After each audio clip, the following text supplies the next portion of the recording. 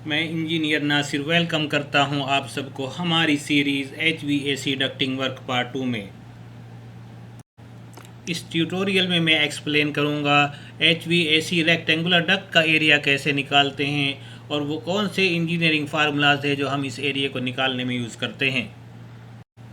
किसी भी rectangular duct का एक्चुअल सरफेस एरिया और इंजीनियरिंग फार्मूलाज को यूज़ करते हुए निकाला गया एरिया, इन दोनों में क्या फ़र्क है। आप अपनी स्क्रीन पे एक rectangular duct area calculation formula की टेबल देख सकते हैं, जिसमें 6 इंजीनियरिंग फार्मूलाज दिए गए हैं, जिनको यूज़ करते हुए आप किसी भी रेक्टेंगुलर डक्ट का एरिया निकाल सकते हैं। सबसे पहले समझते हैं हम किसी भी डक्ट का एरिया क्यों निकालते हैं। उसकी 3 वजूहात होती है। नंबर 1, उस डक्ट की फैब्रिकेशन के लिए, शीट का एस्टिमेशन के लिए। नंबर 2, उस डक्ट के इंसुलेशन की शीट का एस्टिमेशन के लिए। और नंबर 3, उस डक्ट की इनवॉइसिंग के लिए। किसी भी डक्ट के फैब्रिकेशन के वक्त उसके लिए इस्तेमाल होने वाली शीट का कुछ हिस्सा स्क्रैप में निकल जाता है, और इसी तरीके से जब हम किसी डक्ट का इंसुलेशन करते हैं तो उसके फैब्रिकेशन के लिए जो शीट यूज़ होती है उसका कुछ हिस्सा भी स्क्रैप में चला जाता है। इसलिए इंजीनियरिंग फार्मूला से निकाला हुआ एरिया उस डक्ट का एक्चुअल सरफेस एरिया ना होकर उसके फैब्रिकेशन या इंसुलेशन के लिए इस्तेमाल होने वाली टोटल शीट का एस्टिमेशन होता है। अब मैं इस स्केच की मदद से एक सैम्पल कैलकुलेशन के ज़रिए एक्सप्लेन करने जा रहा हूँ कि इंजीनियरिंग फार्मूलाज को यूज़ करते हुए किसी रेक्टेंगुलर डक्ट का एरिया कैसे निकालते हैं। इस ड्राइंग में डक्ट के सभी हिस्सों को हमने अलग अलग टैग नंबर दिए हैं। सबसे पहले हमारे पास रेक्टेंगुलर डक्ट है जिसका साइज़ है 1 मीटर बाई 200, उसको हमने टैग नंबर 1 दिया है। उसके बाद रिड्यूसर है जिसकी एक साइड 1000 बाई 200 है और दूसरी साइड 800 बाई 200 है, उसको हमने टैग नंबर 2 दिया है। उसके बाद फिर स्ट्रेट डक्ट है 800 बाई 200 का, उसको टैग नंबर 3 दिया है। इसके बाद हमारे पास एल्बो है जिसका साइज़ है 800 बाई 200, उसको हमने टैग नंबर 4 दिया है। उसके बाद फिर स्ट्रेट डक्ट आ जाता है जिसको हमने टैग नंबर 5 दिया है। उसके बाद हमारे पास वाई है जो टैग नंबर 6 है और इसका साइज़ एक साइड 800 बाई 200 की है, दूसरी साइड 500 बाई 200 की है और तीसरी साइड 400 बाई 200 की है। इसके बाद दोनों तरफ स्ट्रेट डक्ट है जिनके साइज़ 500 बाई 200 और 400 बाई 200 है, और हर डक्ट की उसके बराबर में लेंथ दी गई है। कैलकुलेशन को आसान बनाने के लिए हम इस डक्ट की सभी इंफॉर्मेशन की एक टेबल बना लेते हैं। आप देख सकते हैं इस टेबल में सबसे पहला जो कॉलम है वो डक्ट का टैग नंबर है, और दूसरा जो कॉलम है उस डक्ट का नाम है, और तीसरा जो कॉलम है उस डक्ट का क्रॉस सेक्शनल एरिया है, और चौथे कॉलम में उस डक्ट की लेंथ दी गई है। आप देख सकते हैं हमारे पास item number 1, item number 3, 5, 7 and 8 वो सब एक ही तरह का डक्ट है, यानी स्ट्रेट डक्ट है। उसके अलावा आइटम नंबर 2 रिड्यूसर है, आइटम नंबर 4 एल्बो है, आइटम नंबर 6 वाई ब्रांच है। तो इस तरीके से हमारे पास 4 अलग अलग तरह के डक्ट है। इन 5 स्ट्रेट डक्ट में से हम किसी भी एक स्ट्रेट डक्ट को सैम्पल कैलकुलेशन के लिए सेलेक्ट कर लेंगे और बाकी दूसरे डक्ट को उसी तरीके से कैलकुलेट किया जा सकता है। उसके अलावा रिड्यूसर, एल्बो और वाई ब्रांच के लिए हम अलग अलग सैम्पल कैलकुलेशन करेंगे।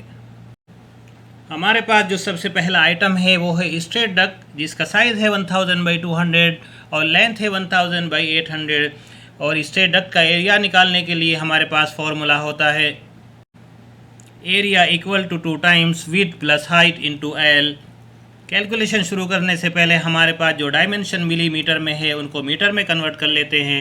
तो इस तरीके से विड्थ 1000 mm 1 मीटर हो जाएगी, हाइट 200 mm 2.2 मीटर बन जाएगा, और लेंथ 1800 1.8 मीटर बन जाएगा। ये डायमेंशन जब हम फॉर्मूले में अप्लाई करते हैं area equal to 2 times width plus height into L, तो हमारे पास रिजल्ट आता है area equal to 4.32 square meter. हमारे पास दूसरा आइटम है रेक्टेंगुलर रिड्यूसर जिसका साइज़ है 1000 बाई 200 बाई 800 बाई 200 mm और लेंथ है 800 mm। रेक्टेंगुलर रिड्यूसर का एरिया निकालने के लिए हमारे पास फॉर्मूला होता है area equal to 2 times width plus height into L. यहाँ पे जो विड्थ और हाइट है ये रेक्टेंगुलर रिड्यूसर की लार्जेस्ट डायमेंशन है। कैलकुलेशन शुरू करने के लिए हमारे पास जो डायमेंशन है उनको मिलीमीटर से मीटर में कन्वर्ट कर लेते हैं। तो जो विड्थ हमारे पास 1000 mm है ये 1 मीटर हो जाएगी, जो हाइट 200 mm है ये 0.2 मीटर बन जाएगा, और जो लेंथ हमारे पास 800 mm है ये 0.8 मीटर बन जाएगा।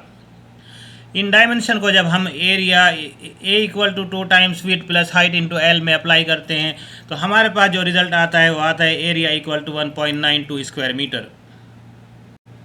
तीसरा आइटम है हमारे पास स्ट्रेट डक्ट, जिसका एरिया ऑलरेडी हम लोग आइटम नंबर 1 में निकालना सीख चुके हैं। उसके बाद आता है item number 4, elbow 90 degree 800 by 200 mm और रेडियस है 100 mm। रेक्टेंगुलर एल्बो का एरिया निकालने के लिए हमारे पास फॉर्मूला है area equal to 2 times width plus height into L1 plus L2। Width और हाइट हमारे पास जो एल्बो है उसकी लार्जेस्ट साइड की डायमेंशन है, और L1 L2 निकालने के लिए हमारे पास फॉर्मूला है L1 equal to R plus W, L2 equal to R plus W1। यहाँ पे जो R है ये एल्बो का रेडियस है। कैलकुलेशन शुरू करने से पहले हमारे पास जो डायमेंशन मिलीमीटर में है इनको मीटर में कन्वर्ट कर लेते हैं। हमारे पास विड्थ 800 mm है तो ये 0.8 मीटर हो जाएगी, और हमारे पास जो रेडियस है वो 100 mm है, ये 0.1 मीटर हो जाएगा। और L1 इस तरीके से हमारे पास 800 प्लस 100 इक्वल टू 900 mm और इक्वल टू 0.9 मीटर बन जाएगा, और L2 equal to 800 plus 100 equal to 900 mm equal to 0.9 meter बन जाएगा। इन वैल्यूज़ को जब हम एरिया के formula area equal to 2 times width plus height into L1 plus L2 में अप्लाई करेंगे तो हमारे पास जो एरिया निकल के आएगा एल्बो के लिए वो उसकी वैल्यू होगी area equal to 3.6 square meter. Item number 5 फिर से स्ट्रेट डक्ट है, जिसका एरिया ऑलरेडी हम निकालना सीख चुके हैं। आइटम नंबर 6 है वाई ब्रांच, जिसका साइज़ है 800 by 200 by 500 by 200 by 400 by 200 mm।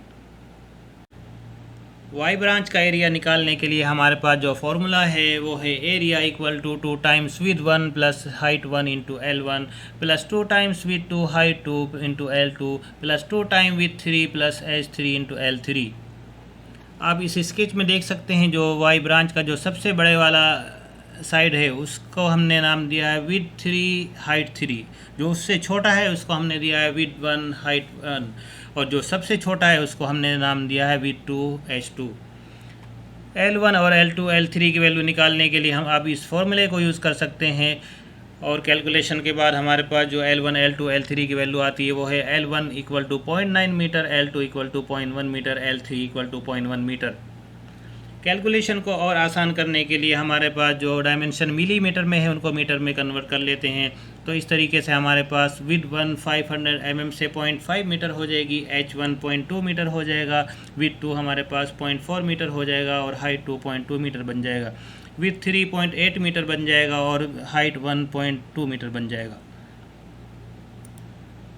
In values को जब हम एरिया का जो फार्मूला है area equal to 2 times width 1 plus height 1 into L2 plus 2 times width 2 plus H2 into L2 plus 2 times width 3 plus H3 into L3 में apply करेंगे तो हमारे पास जो वाई का एरिया आएगा कैलकुलेशन के बाद उसकी वैल्यू होगी एरिया इक्वल टू 1.5 मीटर।